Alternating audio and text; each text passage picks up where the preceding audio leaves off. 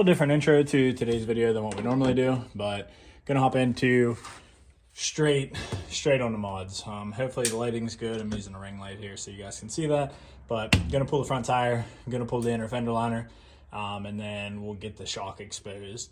And once we get that one out, I'll show you guys what you need to do to get the new one in. Probably have a lot of that on time lapse, but I'm going to show you what you need to take off. So get the tire off, put you on time lapse, show you the rest.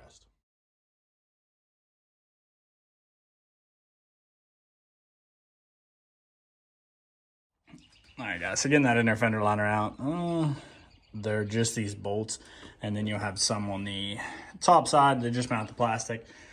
It's the easiest thing to do to get out of your way, but this side has a little bit more room on the top than the driver's side. 9mm, make sure you use a 6-point. And I'm pretty sure this is I have to double check. That might be like a 19. And the bottom one, I'm almost positive it's a 21.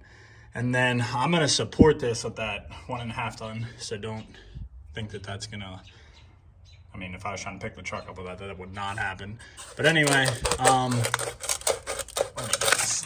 so the reason you want to use a 9 up here is because if so, this collar is going to go ahead and rotate back and forth whenever you're trying to just take this nut off itself. So put the wrench on this, put the nut on this. That's going to keep the shock from moving. I'm going to leave the bottom in until I'm done. And you guys can see this has a shock extender, which is probably why it rides so bad. And by the looks of these, they've seen some better days. So put you guys back on time lapse, get this out, and show you the new Bilsteins that are going in.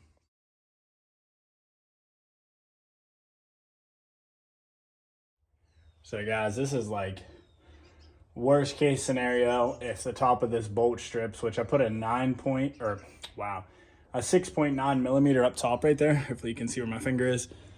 And it stripped the top of the shock just because I corroded and rust. So I actually got a pair of vice grips and got them as tight as I could possibly get them. And it's up against here. And luckily, very luckily, that's enough. And if you guys say that I'm not supposed to use a torque wrench, I'm well aware of that. I needed something with a little bit of leverage. But if you guys are struggling to get your stock stuff off because of rust or whatever, that is why. So anyway, back on time lapse we go. So that was worst case, but we're making progress.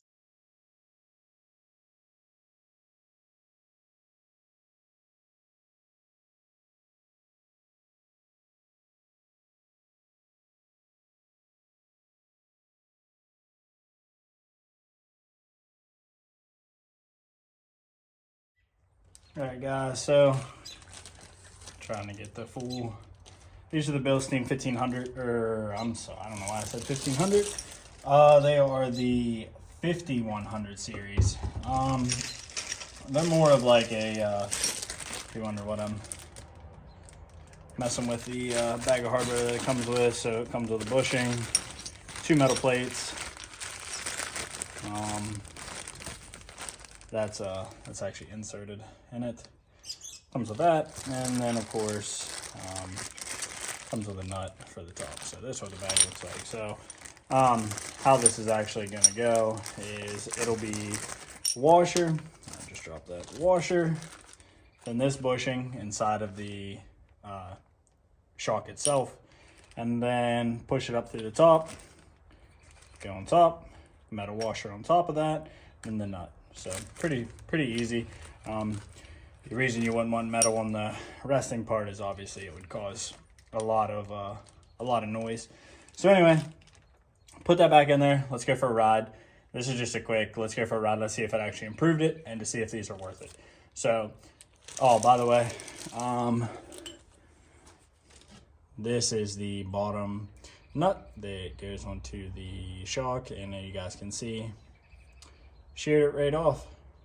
So luckily I have other hardware that was on the shock extenders for the lift that I have, well, the level. So it's not that big of a deal, but just keep that in mind. If you didn't have that hardware, I don't know what you would do. Guess you'd have to go to the parts store. Time lapse, finish, go for a ride.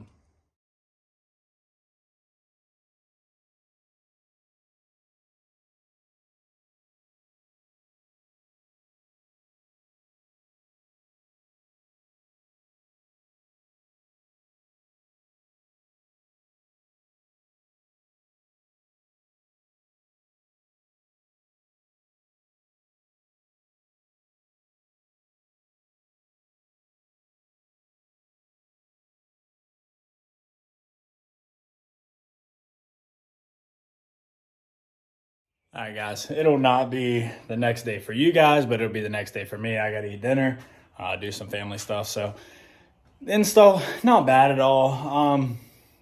The factory stuff, just from having like corrosion and stuff. You guys saw the bottom bolt's 21 millimeter. Top's going to be a 19 plus make sure you use a 6-point. It's going to, I don't know, mine stripped and I still use the 6-point. So if you use a 12-point socket, you're 100% going to strip that factory one if you have that problem. Just make sure you have a pair of vice grips too. Those vice grips kind of assisted me a little bit in getting that off. Just pull that collar down a little bit. But anyway, tomorrow I'll take it for a drive. Give you my first impression. I'll take it down through my city per se, and it's got some pretty shitty roads. And we'll see if it's better, worse, the same, or anything. I know some people are on the fence about the Bilstein 5100s. They say, yes, it rides better. Yes, it doesn't. Main reason I went with them, they're budget friendly. My fronts need to replace because I am leveled, and I plan on going with a Thurin 2-inch coil spring. And these shocks are intended for a 2 to 2.5 inch front leveling kit. So I figured in my mind that it would complement that pretty nicely. There's a lot of higher end stuff out there like the Fox Resis and things like that that are 6 times the cost of this. I paid $200 to my door for both. So $100 a shock. And they say it rides better. So anyway, guys, it won't be tomorrow for you guys, but it'll be tomorrow for me. And I'll upload the video. Tell you guys my honest opinion.